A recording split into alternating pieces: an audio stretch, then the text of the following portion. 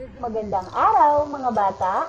Ngayong araw ay tatalakayin natin ang aralin sa asignaturang Mother Tongue sa ika-4 na linggo para sa unang markahan.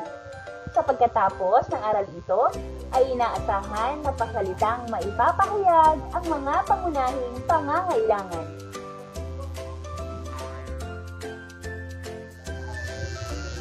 Alamin natin, ano-ano ang iyong pangunahing pangangailangan? Ikaw, alam mo ba ang iyong pangunahing pangangailangan? Tara, halina't alamin. Ako si Lala. At ako naman, si Lito.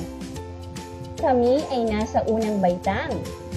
Kami ay may mga pangangailangan sa aming paglaki. Samahan ninyo kaming alamin kung ano-ano ang mga ito. Kailangan namin ng pagkain. Tama, pagkain. Upang kami ay lumaking malakas at malusog.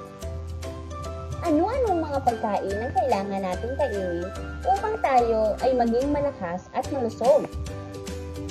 Tama, mga prutas at gulay, mga pagkaing masustansya at kailangan ng ating mga katawan.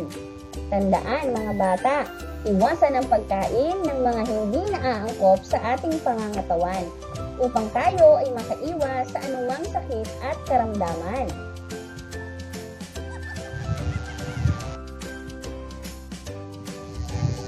Kailangan din nating lahat ng tahanan. Kailangan natin ng tahanan upang tayo ay may masisilungan kasama ang ating buong pamilya. Kasama si tatay, nanay, ate, kuya at si bunso. Tahanan.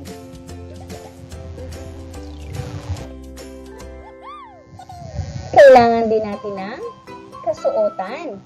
Kailangan natin ng damit na proteksyon sa init at lamig ng ating katawan upang makaiwas din tayo sa anumang sakit at karamdaman.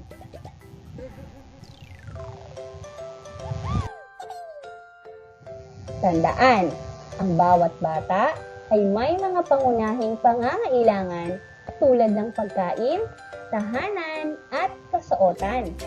Ulitin natin, tandaan, ang bawat bata ay may mga pangunahing pangangailangan tulad ng pagkain, tahanan, at kasuotan. Naunawaan ba ninyo ang ating naging aralin? Ngayon, ikaw naman.